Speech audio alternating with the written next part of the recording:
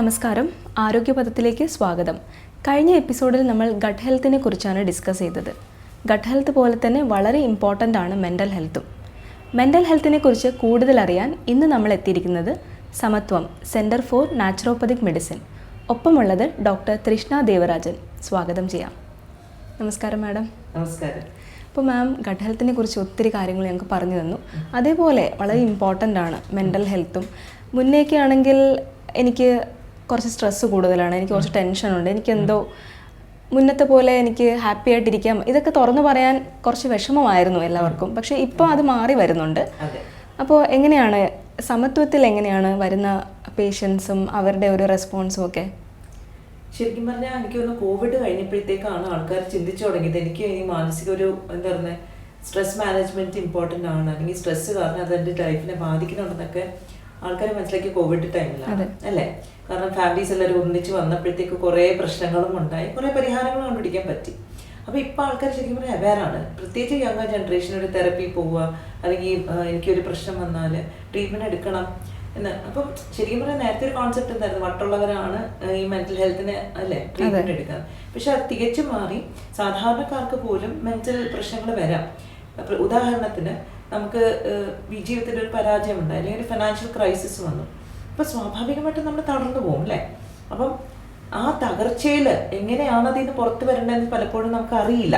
കാരണം നമ്മളത് പഠിപ്പിച്ചിട്ടില്ല. ലൈഫ് സ്കിൽസ് നമ്മുടെ കുട്ടിക്കാലത്തെ സ്കൂളിലൊന്നും പഠിപ്പിച്ചിട്ടില്ല.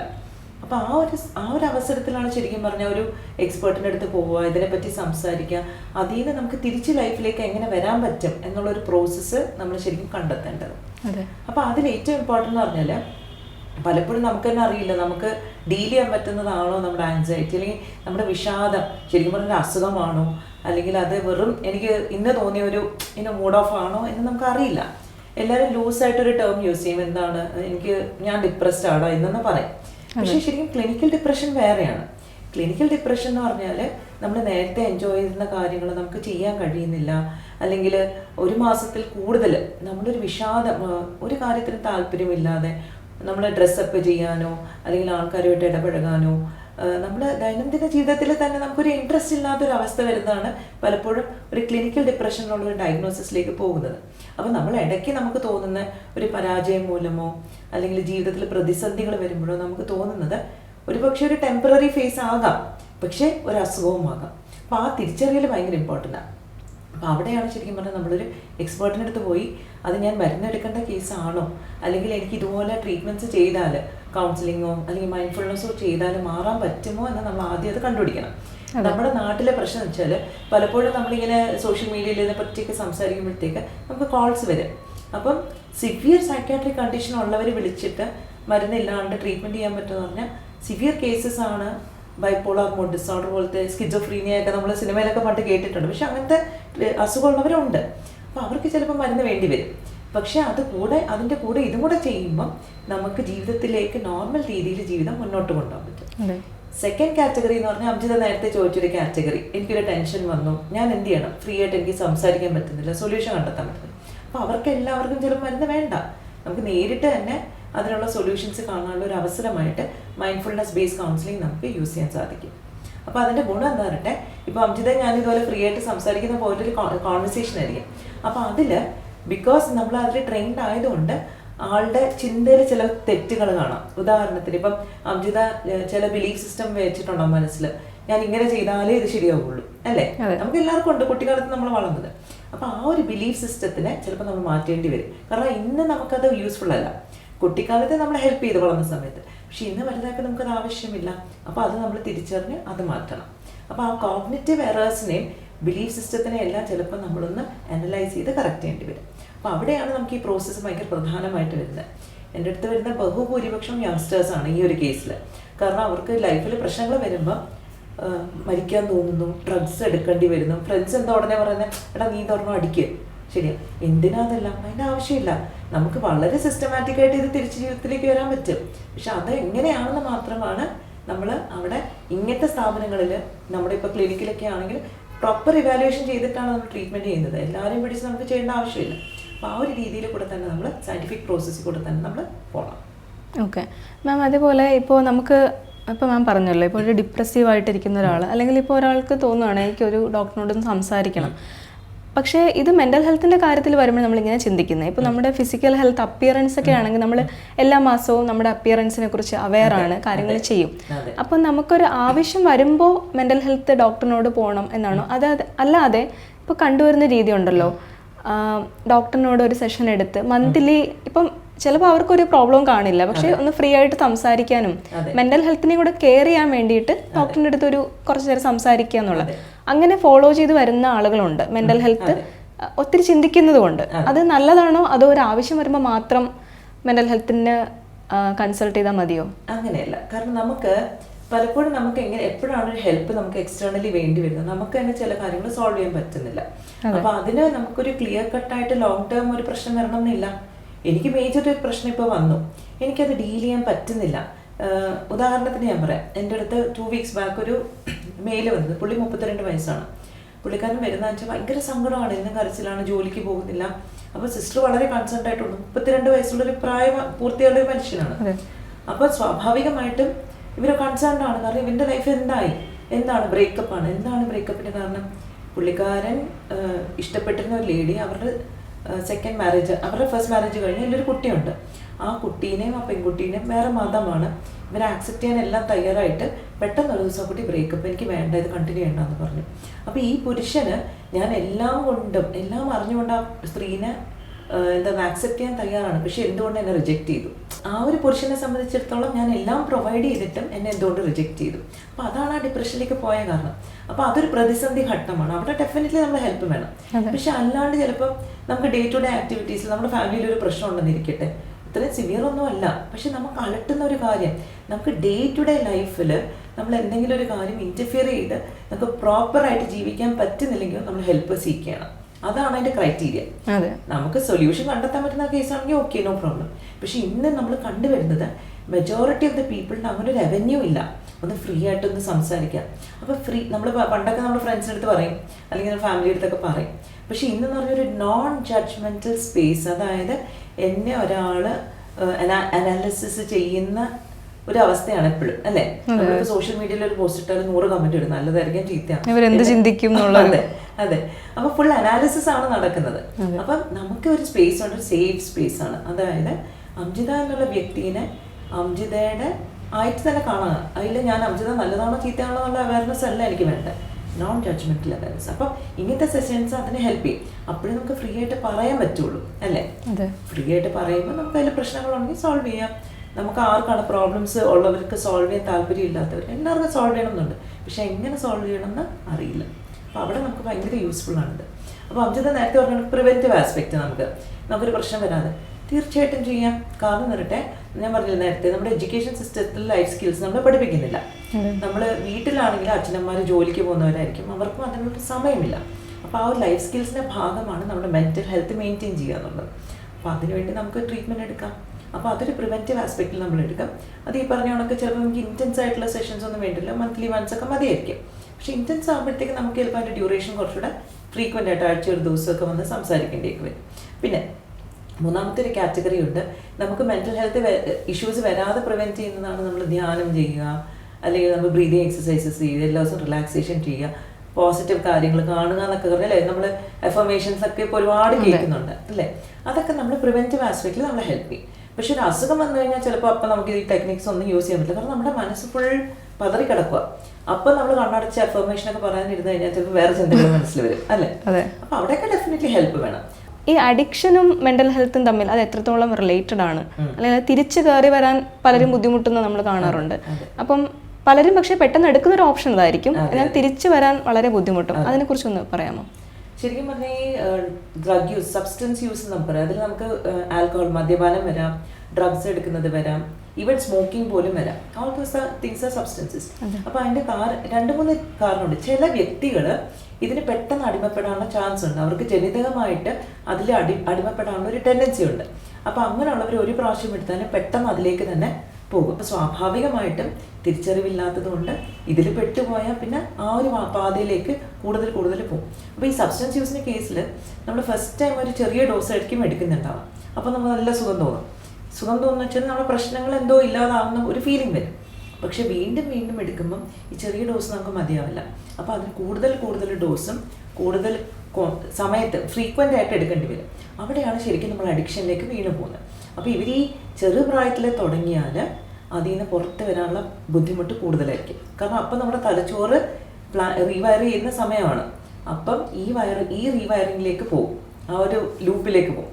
അതുകൊണ്ട് യങ്ങറായിട്ട് എടുക്കുന്നവർക്ക് ഇതിൽ നിന്ന് വരാനുള്ള പോസിബിലിറ്റി വളരെ ബുദ്ധിമുട്ടാണ്. പക്ഷെ എന്തൊക്കെ പറയാലും അഡിക്ഷനാണ്. കാരണം നമ്മുടെ തലച്ചോറിൽ പ്രത്യേക കെമിക്കൽസ്, ഡോപ്പമിൻ പോലത്തെ കെമിക്കൽസ് ആണ് ഇതിൽ ഇൻവോൾവ് ആയിരിക്കുന്നതുകൊണ്ട് നമുക്ക് ഒരു മെഡിക്കൽ എക്സ്പേർട്ടിൻ്റെ ഹെൽപ്പോട് കൂടി മാത്രമേ ഇതിൽ നിന്ന് പുറത്തിറങ്ങാൻ പറ്റുള്ളൂ.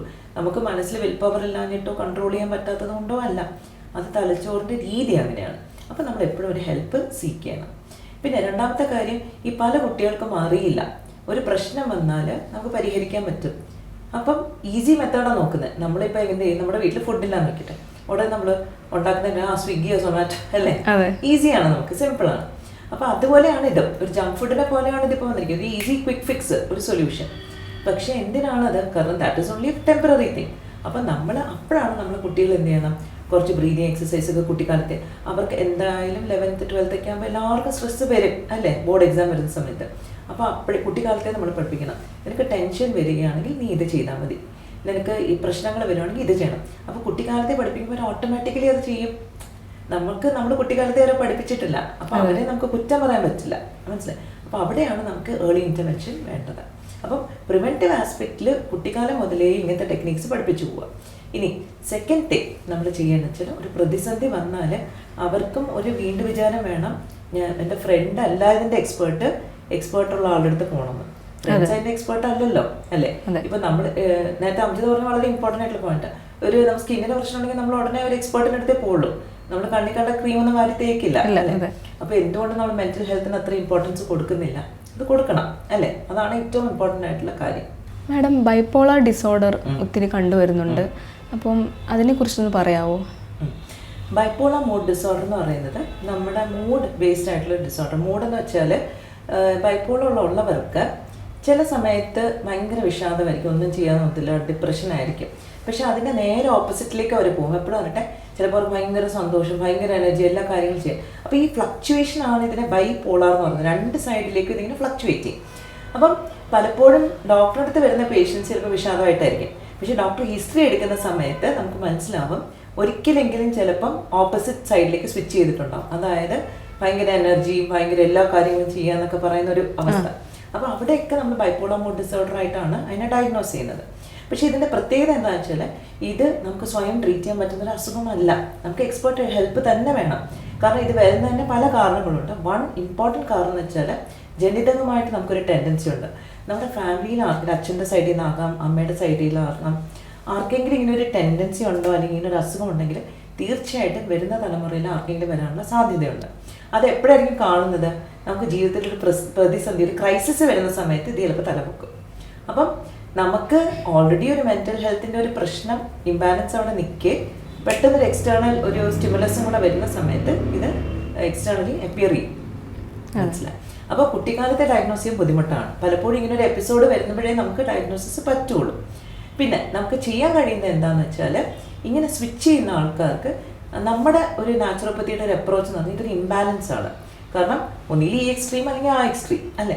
അപ്പോൾ നമ്മളൊരു ബാലൻസ് കൊണ്ടുവരാനാണ് ഇവിടെ നോക്കുന്നത്.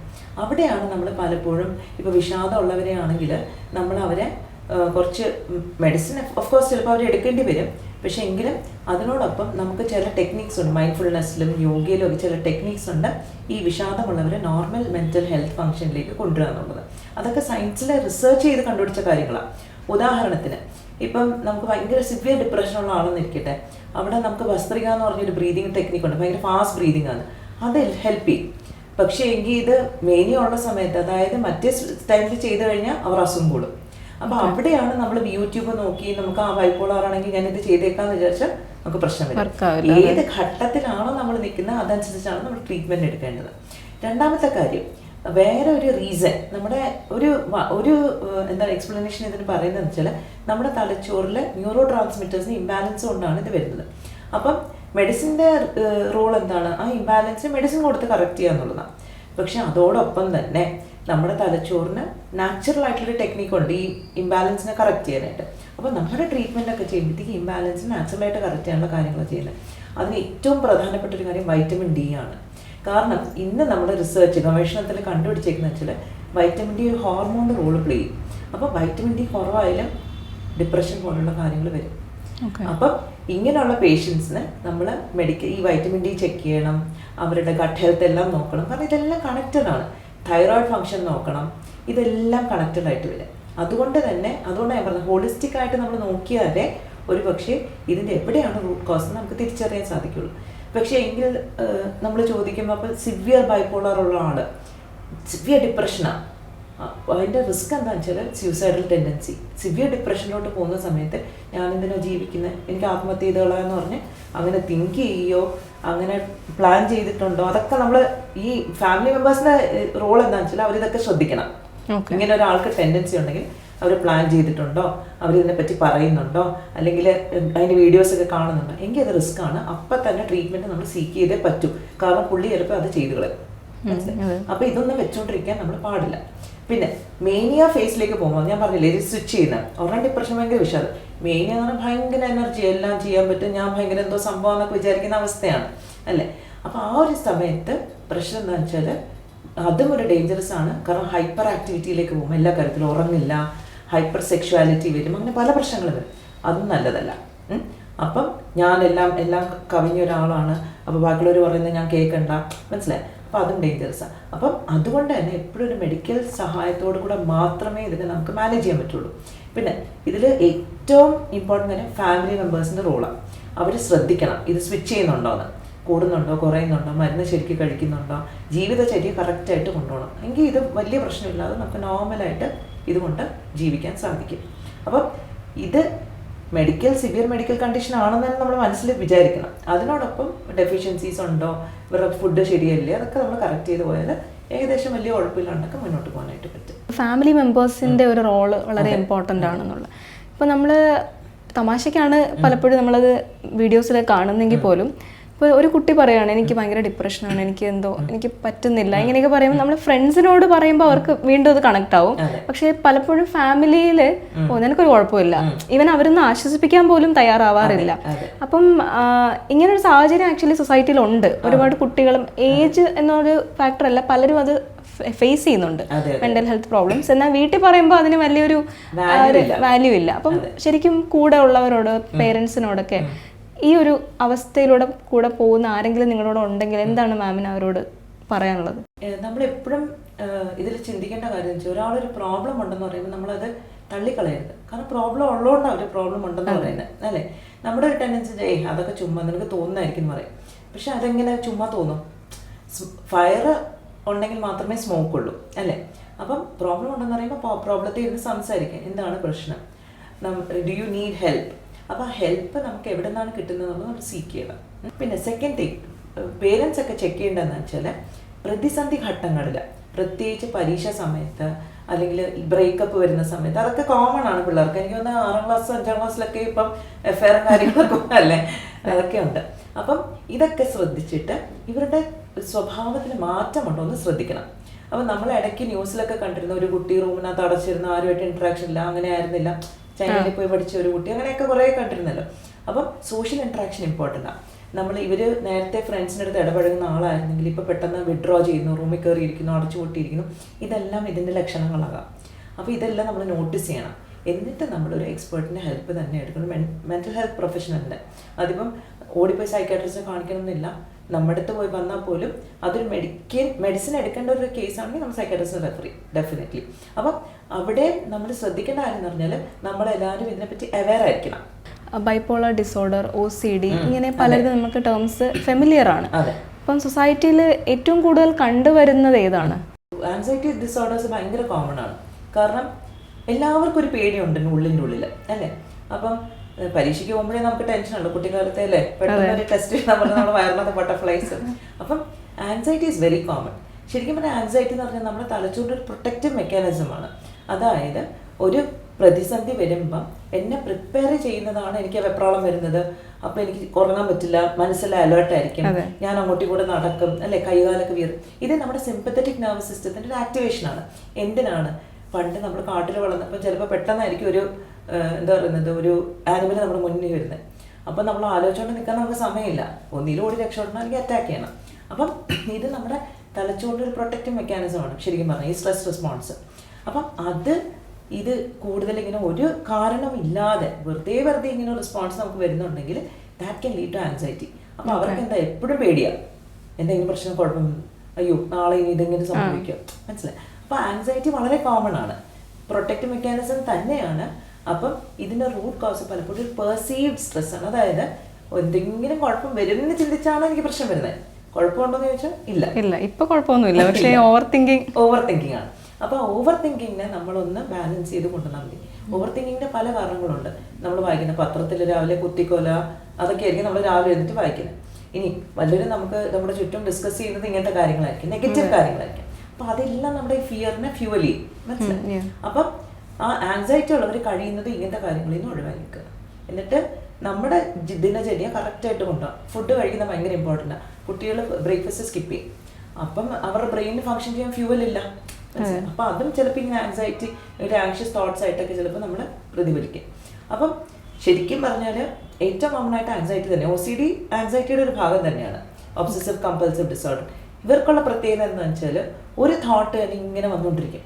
ആ തോട്ട് ഇങ്ങനെ നിൽക്കുന്നത് കൊണ്ട് അതിന് ഉതകുന്നതായിട്ടൊരു പ്രവൃത്തി ചെയ്തേ പറ്റുള്ളൂ. കൈ കഴുകുന്നതാണല്ലോ അതിന് ഏറ്റവും നല്ല എക്സാമ്പിൾ, എല്ലാവർക്കും അറിയാവുന്നത് അല്ലേ? അവിടെ നമ്മൾ ട്രീറ്റ്മെൻറ്റ് വേണ്ടി വരും. ഡെഫിനറ്റ്ലി ട്രീറ്റ്മെൻറ്റ് എടുത്തേ പറ്റൂ, ഇല്ലെങ്കിൽ അത് മാറ്റാൻ പറ്റില്ല. ചില ആൾക്കാർക്ക് ജന്മനാ ഇങ്ങനത്തെ ഒരു ടെൻഡൻസി ഉണ്ട്, അവർ ഇച്ചിരി അലേർട്ടാണ് എല്ലാ കാര്യത്തിലും, സൂക്ഷിച്ച്, അല്ലേ? അപ്പോൾ അത് അവരുടെ നേച്ചറാണ്, അവരങ്ങനെയാണ് എന്ന് പറഞ്ഞാൽ അതൊരു ആൻസൈറ്റി ലെവലിൽ പോകാതെ നമ്മൾ നോക്കണം. ഇത് ചില ആൾക്കാർക്ക് ഇതൊരു അസുഖമാണ്, അപ്പോൾ അസുഖം ട്രീറ്റ് ചെയ്യണം. അപ്പം അതാ ഞാൻ പറഞ്ഞത്, ആ ഇവാലുവേഷൻ ഭയങ്കര ഇമ്പോർട്ടൻ്റാണ്. എന്താണ് ഈ വ്യക്തി? അപ്പോൾ നമ്മളെ ഒരു സിസ്റ്റത്തിൽ നമ്മൾ എന്താ ചെയ്യുന്നത് വെച്ചാൽ, ഏതൊരു വ്യക്തി വന്നാലും അവരെ പൂർണ്ണമായിട്ടും നമ്മൾ മനസ്സിലാക്കും. അവരുടെ ഭക്ഷണം നോക്കും, അവരുടെ ലൈഫ് സ്റ്റൈൽ നോക്കും, അവരുടെ ചിന്തകൾ നോക്കും, റിലേഷൻഷിപ്സ് നോക്കും. കാരണം അവിടെ നിന്ന് ഈ പ്രശ്നങ്ങൾ വരാം. പിന്നെ അവരുടെ ഒരു ആധ്യാത്മികത എങ്ങനെയാണ്, അതെല്ലാം നോക്കും. കാരണം അതെല്ലാം നോക്കിയാൽ മാത്രമേ നമ്മുടെ ജീവിതം നമുക്ക് ഹെൽത്ത് റീഗെയിൻ ചെയ്യാനായിട്ട് സാധിക്കുകയുള്ളൂ. പിന്നെ ബൈപ്പോളാറും ഇപ്പോൾ കോമൺ ആയിട്ട് വരുന്നുണ്ട്. അറ്റ്ലീസ്റ്റ് ഇപ്പം എന്താ പറയുക, ഡയഗ്നോസിസ് കുറച്ചുകൂടെ നടക്കുന്നുണ്ട്. പണ്ടെന്നൊക്കെ പറഞ്ഞാൽ നമ്മുടെ ഫാമിലിയിൽ ആർക്കെങ്കിലും ഒരു മാനസിക പ്രശ്നം ഉണ്ടെങ്കിൽ അവന് വട്ട എന്ന് പറഞ്ഞ് വിടും. എന്താണെന്ന് ഡയഗ്നോസ് ചെയ്യാൻ പോലും ഒരു താല്പര്യം കാണിക്കാറില്ല. പക്ഷെ ഇന്ന് ആൾക്കാർ ഹെൽപ്പ് സീക്ക് ചെയ്യുന്നുണ്ട്. ഡിറ്റക്ഷനും കൂടെ ഉള്ളതുകൊണ്ടായിരിക്കും നമ്പേഴ്സും കൂടെ കുറച്ച് കൂടുതലായിട്ട് ഇപ്പോൾ കണ്ടുവരുന്നത്. പക്ഷേ എങ്കിലും ഇന്നത്തെ നമ്മുടെ ജീവിതശൈലി അനുസരിച്ചിട്ട് ആൻസൈറ്റി ഒരുപാട് പേർക്കുണ്ട്, ഒത്തിരി പേർക്കുണ്ട്. ഡിപ്രഷനും ഉണ്ട്, പക്ഷേ ആൻസൈറ്റിയും ഉണ്ട്. മാം, സമത്വത്തിൽ മെൻ്റൽ ഹെൽത്തിൻ്റെ ട്രീറ്റ്മെൻറ്റ്സ് ഏതൊക്കെയാണോ ഉള്ളത്? സമത്വം എന്ന് പറഞ്ഞ വാക്കിനർത്ഥം തന്നെ ബാലൻസ് എന്നാണ്. ഒരു എന്താണ് ഇക്വാനിമിറ്റി എന്നൊക്കെ പറയുന്നത്. അപ്പം നമ്മളൊരു മെൻ്റൽ ബാലൻസ് ആണ് ഇവിടെ ഉദ്ദേശിക്കുന്നത്. അപ്പം അതിന് ഫസ്റ്റ് തന്നെ ഞാൻ നേരത്തെ പറഞ്ഞാണ്, പലപ്പോഴും ഞാൻ പറയാറുണ്ട്, പേഷ്യൻ്റ് വരുമ്പോൾ ഡീറ്റെയിൽ ആയിട്ടുള്ള ഹിസ്റ്ററി എടുക്കാം. അപ്പോൾ അതിൽ നമ്മൾ അവരുടെ ലൈഫ് സ്റ്റൈൽ എങ്ങനെയാണ്, അവരുടെ ചിന്തകൾ എങ്ങനെയാണ്, അതുപോലെ അവരുടെ റിലേഷൻഷിപ്സ് എങ്ങനെയാണ്, സോഷ്യൽ ആക്ടിവിറ്റി എങ്ങനെയാണ്, സ്പിരിച്വൽ ബിലീഫ്സ് എന്താണ്, ഇതെല്ലാം നമ്മൾ അനലൈസ് ചെയ്യും. എന്നിട്ട് ഇതിൽ അവർക്ക് വരുന്ന പ്രശ്നങ്ങൾ എവിടെയാണെന്നുള്ളത്, ഇത് എവിടെയാണ് ഇതിൽ പ്രശ്നം വരുന്നതെന്ന് വെച്ചാൽ അത് കണ്ടുപിടിക്കുക. അപ്പോൾ അതിൻ്റെ ട്രീറ്റ്മെൻറ്റ് വരുന്ന സമയത്ത് പലപ്പോഴും 3 കാര്യങ്ങൾ ഇമ്പോർട്ടൻ്റ് ആയിട്ട് ചെയ്യാറ്. ഒന്ന്, വേറെ എന്തെങ്കിലും അണ്ടർലൈൻ മെഡിക്കൽ കണ്ടീഷൻ ഉണ്ടോ എന്ന് നോക്കണം. ഉദാഹരണത്തിന് ഇപ്പോൾ ഒരു 40 വയസ്സ് കഴിഞ്ഞ ഒരു സ്ത്രീയാണ് ഒരു മെൻ്റൽ ഹെൽത്ത് പ്രോബ്ലം ആയിട്ട് വരുന്നതെങ്കിൽ പലപ്പോഴും മെനോപോസിൻ്റെ ഭാഗമാകാൻ സാധ്യതയുണ്ട്. പല ആൾക്കാർക്ക് മെനോപോസിൻ്റെ സമയത്താണ് ടെൻഷൻ, ഡിപ്രഷൻ, ഉറക്കമില്ലായ്മയൊക്കെ വരുന്നത്, ബ്രെയിൻ ഫോഗ്. അപ്പം അത് ഹോർമോൺ ഇംബാലൻസ് കൊണ്ടായിരിക്കാം. Mental health disorder per se clear ആയിട്ടായിരിക്കത്തില്ല. അപ്പോൾ അങ്ങനെയാണ് ഹോർമോണൽ ബാലൻസിങ് ആണ് നമ്മളവിടെ ചെയ്യേണ്ടത്. അപ്പം അണ്ടർലൈൻ ഹോർമോണൽ ഇംബാലൻസ് ഉണ്ടോ, തൈറോയിഡിന് പ്രശ്നമുണ്ടോ, നേരത്തെ പറഞ്ഞ ഗട്ട് ഹെൽത്തിൻ്റെ പ്രശ്നമുണ്ടോ, അതും ഇതിന് കാരണമാകാം. അപ്പോൾ അത് നമ്മൾ നോക്കണം, ഫസ്റ്റ് തിങ്. സെക്കൻഡ് തിങ്, അപ്പോൾ അതിൻ്റെ ട്രീറ്റ്മെൻറ്റ് അതിനെ ബേസ് ചെയ്തിട്ടായിരിക്കും. സെക്കൻഡ് തിങ് നമ്മൾ നോക്കേണ്ടതെന്ന് വെച്ചാൽ, ഓൾറെഡി ഇപ്പം മെൻ്റൽ ഹെൽത്ത് കണ്ടീഷൻസ് ഉള്ളവർക്കാണെങ്കിൽ ന്യൂട്രീഷൻ കറക്റ്റ് ചെയ്യണം, അവരുടെ ലൈഫ് സ്റ്റൈൽ കറക്റ്റ് ചെയ്യണം, അതെല്ലാം ബേസിക് ആയിട്ടുള്ള കാര്യങ്ങൾ നടക്കും. ഇതിന് പുറമേ നമ്മൾ ചെയ്യുന്നത് മൈൻഡ്ഫുൾനെസ് ബേസ്ഡ് കൗൺസിലിംഗ് ചെയ്യും. അപ്പോൾ കൗൺസിലിംഗ് സെഷൻസിലായിരിക്കും ഇവർ കുറച്ചുകൂടെ തുറന്ന് പറയുക ഇവരുടെ പ്രശ്നങ്ങളെ പറ്റി. ഇവർക്ക് കുട്ടിക്കാലത്തെ ഉണ്ടായ ചിലപ്പോൾ തിക്താനുഭവങ്ങൾ കാണും, ട്രോമ കാണും, സെക്ഷൽ അസോൾട്ട് കാണും. അപ്പോൾ അതൊക്കെ നമുക്ക് തിരിച്ചറിയാൻ സാധിക്കുന്നത് ആ ഒരു സെഷൻസിലൂടെയാണ്. അവിടെ നമുക്കിതിന് പരിഹാരം കണ്ടെത്താനായിട്ട് സാധിക്കുകയുള്ളൂ. പിന്നെ മൂന്നാമതൊരു കാര്യം നമ്മൾ ചെയ്യുന്നത് മെഡിക്കൽ യോഗ തെറപ്പിയാണ്. അപ്പം അത് ചെയ്യുമ്പോൾ നമുക്ക് ഗുണം വെച്ചാൽ നമുക്ക് വേണ്ടുന്ന കാര്യങ്ങളെ തിരിച്ചറിഞ്ഞ് വേണ്ടുന്ന ചിന്തകളെ തിരിച്ചറിഞ്ഞ് വേണ്ടാത്ത ചിന്തകളെ നമുക്ക് തന്നെ മാറ്റാനായിട്ട് സാധിക്കും. നമ്മുടെയൊക്കെ പ്രശ്നം എന്ന് പറഞ്ഞിട്ട് നമ്മളെല്ലാ ഇൻഫർമേഷനും എക്സ്പോസ്ഡ് ആണ്, പക്ഷെ ഇതിൽ എനിക്ക് ഏതാണ് വേണ്ടത് ആ ഒരു ഫിൽട്രേഷൻ നടക്കുന്നില്ല, ഫിൽറ്ററിംഗ് പ്രോസസ്സ് ഇല്ല. അപ്പോൾ ആ ഒരു പ്രോസസ്സ് നമുക്ക് ദൈനംദിന ജീവിതത്തിൽ കൊണ്ടുവരാൻ സാധിക്കും. അപ്പം മെൻ്റൽ ബാലൻസ് എന്ന് പറയുന്നത് അവിടെയാണ് ശരിക്കും പറഞ്ഞാൽ നമ്മൾ ഏറ്റവും പ്രസക്തമായിട്ട് വരുന്നത്. അപ്പം മെഡിക്കൽ യോഗ തെറപ്പി ചെയ്യിപ്പിക്കും. പിന്നെ എപ്പോഴും മെൻ്റൽ ഹെൽത്ത് ഡിസോർഡറിൽ ഞാൻ കണ്ടിരിക്കുന്ന എൻ്റെ ഒരു എക്സ്പീരിയൻസ് വെച്ച് ശരീരം നന്നായിട്ട് അനങ്ങുവാണെങ്കിൽ പകുതി മാനസിക പ്രശ്നങ്ങളും ക്ലിയറാണ്. അപ്പം അതിൽ physical activity, yoga practices, asanas ആയിരിക്കാം, ചിലപ്പോൾ നമ്മൾ സിമ്പിൾ ജോഗിങ്, സ്വിമ്മിങ്, അങ്ങനെ എന്താണ് അവർക്ക് ആവശ്യമുള്ളത് അത് നമ്മൾ അവരെ കൊണ്ട് ചെയ്യിപ്പിക്കും. അപ്പോൾ അതുകൊണ്ട് ഒരു സമഗ്രമായിട്ടുള്ളൊരു ഇമ്പ്രൂവ്മെൻറ്റ് തന്നെ ഉണ്ടാകും ഹെൽത്തിന്. മാനസിക പ്രശ്നം മാത്രമല്ല, ഓവറോൾ ഹെൽത്ത് ഇമ്പ്രൂവ് ചെയ്യും. പിന്നെ ഈ പറയുകയാണെങ്കിൽ റിലേഷൻഷിപ്സിൽ പ്രോബ്ലം ഉണ്ടെങ്കിൽ സ്വാഭാവികമായിട്ടും ഇവർ ഇൻ്റർപേഴ്സണൽ ഒരു ഇൻട്രാക്ഷൻ ശരിയല്ല, അതുകൊണ്ടായിരിക്കും. അപ്പോൾ അത് കറക്റ്റ് ചെയ്യണം. അവിടെ ഏതാണ് പ്രശ്നം? അപ്പോൾ ചിലപ്പോൾ എൻ്റെ തെറ്റായ ഒരു ബിലീഫായിരിക്കും. ഉദാഹരണത്തിന് ഹസ്ബൻഡും വൈഫും തമ്മിൽ പ്രശ്നമുണ്ട്. അപ്പം വൈഫ് വിചാരിക്കുന്ന ഹസ്ബൻഡ് ഇങ്ങനെ ആയിരിക്കണം എന്ന്, എന്താ പണ്ടത്തെ സിനിമയിലൊക്കെ കാണുന്നത് തന്നെ ഹെൽപ്പ് ചെയ്യാൻ വരുന്ന, എന്നെ സേവ് ചെയ്യാൻ വരുന്ന ഒരാളായിരിക്കുന്നതായിരിക്കും വൈഫിൻ്റെ തോട്ട് പ്രോസസ്സ്. പക്ഷേ ഹസ്ബൻഡിൻ്റെ തോട്ട് പ്രോസസ്സ് ഞാൻ പറയുന്ന എല്ലാം അനുസരിച്ച് വീട്ടിൽ ഇതായിട്ട് നിൽക്കുന്നു. അപ്പം ഇത് തമ്മിൽ ഭയങ്കര ഒരു മിസ്മാച്ച് ഉണ്ട് അല്ലേ? അപ്പം കാലം അനുസൃതമായി നമ്മുടെ ചിന്തകൾ മാറുന്നുണ്ട്. അപ്പം അതനുസരിച്ച് നമുക്കും നമ്മുടെ പഴയ ചിലപ്പോൾ ചിന്തകളെ മായ്ച്ച് പുതിയതായിട്ടുള്ള കാര്യങ്ങൾ ബിലീവ് ചെയ്യേണ്ടി വരും, ആക്സെപ്റ്റ് ചെയ്യേണ്ടി വരും. അപ്പോൾ ആ ഒരു പ്രോസസ്സും നടക്കണം. അപ്പോൾ അത് കൗൺസിലിംഗ് സെഷൻസിൽ നമുക്ക് ചെയ്യാൻ പറ്റും. പിന്നെ ഈ പറഞ്ഞ കണക്ക് മെഡിക്കൽ യോഗ തെറപ്പി, പിന്നെ ന്യൂട്രീഷണൽ ബാലൻസിങ് അതെന്തായാലും വേണം. കാരണം മിക്കവരും ന്യൂട്രീഷണലി ഡെഫിഷ്യൻ്റ് ആണ്, അതും ഒരു കാരണമാകാം. വൈറ്റമിൻ ഡി ഞാൻ നേരത്തെ പറഞ്ഞ പോലെ ഡിപ്രഷന് ഒരു കാരണമാകുന്നുണ്ട്. അപ്പോൾ അതും കറക്റ്റ് ചെയ്യണം. പിന്നെ ഈ അണ്ടർലൈൻ മെഡിക്കൽ കണ്ടീഷൻസ് ഉണ്ടെങ്കിൽ അതും കറക്റ്റ് ചെയ്യണം. മെൻ്റൽ ഹെൽത്തിനെ കുറിച്ച് ഒരുപാട് കാര്യങ്ങൾ ഓപ്പൺ ടോക്കായിരുന്നു. മാം പറയുന്ന കാര്യങ്ങൾ വളരെ നോളജ്ഫുൾ ആണെങ്കിലും വളരെ സിമ്പിളായിട്ട് ഞങ്ങൾക്ക് മനസ്സിലാവുന്ന പോലെയാണ് പറഞ്ഞു തരുന്നത്. അപ്പോൾ ഞാൻ കാര്യം ചോദിക്കട്ടെ, പല പേഴ്സണാലിറ്റീസ് ഉണ്ടല്ലോ. ഇപ്പോൾ മാം പറഞ്ഞു ഒരാൾ വരുമ്പോൾ അനലൈസ് ചെയ്തിട്ടാണ് പഠിക്കുന്നത് അവർ. അപ്പം ഇൻട്രോവേർട്ട്, എക്സ്ട്രോവേർട്ട്, ആംബിവേർട്ട് അങ്ങനെ. അപ്പം ചിലരൊന്നും മിണ്ടില്ലല്ലോ. അപ്പം എങ്ങനെ അറിയും അവരുടെ കാര്യങ്ങൾ? അതെ, എനിക്ക് ഭയങ്കര ഇൻട്രസ്റ്റിംഗ്. കാരണം ഞാൻ കുട്ടിക്കാലത്തെ ഒരു ഇൻട്രോവേർട്ടഡ് പേഴ്സൺ ആയിരുന്നു. അപ്പോൾ ഐ നോ എക്സാക്ട്ലി അവരുടെ ഒരു ചിന്ത എങ്ങനെയായിരിക്കും. അവർ ആൾക്കാരായിട്ട് ഇടപഴകാൻ ബുദ്ധിമുട്ടാണ്, സംസാരിക്കാൻ ബുദ്ധിമുട്ടാണ്. അപ്പോൾ ആ ഒരു ലെവലിൽ നിന്ന് എനിക്ക് അവരുടെ അടുത്ത് കണക്ട് ചെയ്യാൻ പറ്റും ഭയങ്കരമായിട്ട്. കാരണം ഇൻട്രോവേർട്ടഡ് ആൾക്കാർ സംസാരിക്കാത്തത് കൊണ്ട് തന്നെ അവർ ഭയങ്കര ഡീപ്പായിരിക്കും, ഡീപ്പ് തിങ്കിങ്ങിൽ പോകുന്നൊക്കെ ആൾക്കാരായിരിക്കും. പക്ഷെ അത് അവരുടെ ഒരു പോസിറ്റീവ് സൈഡാണ് ശരിക്കും പറഞ്ഞാൽ. ഞാനും കുറേ കാലമൊക്കെ ഇൻട്രോവേർട്ടഡ് ആയിരുന്നുകൊണ്ട് ഞാൻ വിചാരിച്ചത് അയ്യോ എനിക്ക് ആൾക്കാരായിട്ട് സംസാരിക്കാൻ കഴിവില്ല എന്നൊക്കെ. പക്ഷെ അങ്ങനെയല്ല, അത് ശരിക്കും പറഞ്ഞാൽ നമ്മുടെ ഒരു സ്ട്രെങ്ത്താണ്. ആ സ്ട്രെങ്ത്തിൽ നിന്നുകൊണ്ട് നമുക്ക് ആവശ്യമുള്ളത് സംസാരിക്കാം, മനസ്സിലായി, ഇൻട്രാക്ഷൻ. അപ്പം എക്സ്ട്രോവേർട്ടിനും അതിൻ്റെതായ പോസിറ്റിവിറ്റീസ് ഉണ്ട്. അപ്പോൾ ഇതിലെല്ലാത്തിലും നമുക്ക് പോസിറ്റീവായിട്ട് ഒരുപാട് കാര്യങ്ങളുണ്ട്, സ്ട്രെങ്ത് ഉണ്ട്. നമ്മുടെ വീക്ക്നെസ് ആവശ്യമനുസരിച്ച് നമ്മൾ കറക്റ്റ് ചെയ്ത് ജീവിതം മുന്നോട്ട് കൊണ്ടുപോയാൽ നമുക്ക് പ്രശ്നം വരില്ല. ഈ ആംബിവേർട്ടഡ് പറയുന്ന ആൾക്കാരും കുറച്ച് ഇൻക്ലിനേഷൻ കാണും ഇൻട്രോവേർഷനിലോട്ടോ എക്സ്ട്രോവേർഷനിലോട്ടോ. അവർ ലൈഫ് സ്കിൽസ് അനുസരിച്ച് കുറച്ച് അവരുടെ പ്രൊഫഷൻ അനുസരിച്ച്, ഇപ്പം അംജിതയുടെ പ്രൊഫഷൻ എന്ന് പറഞ്ഞാൽ ഇങ്ങനെ ഒരു പുതിയ ആളെടുത്ത് പോയി സംസാരിക്കുകയാണ്. അപ്പോൾ നമുക്ക് സംസാരിക്കാൻ അറിയാത്തുള്ള ആൾക്ക് പറ്റില്ല. അപ്പോൾ you have also changed, evolve. അപ്പം നമ്മുടെ ലൈഫ് എന്ന് പറഞ്ഞാൽ ഇവല്യൂഷനാണ്. ഒരു ബ്ലൂ പ്രിന്റ് വെച്ചാണ് നമ്മൾ ജനിച്ചത്.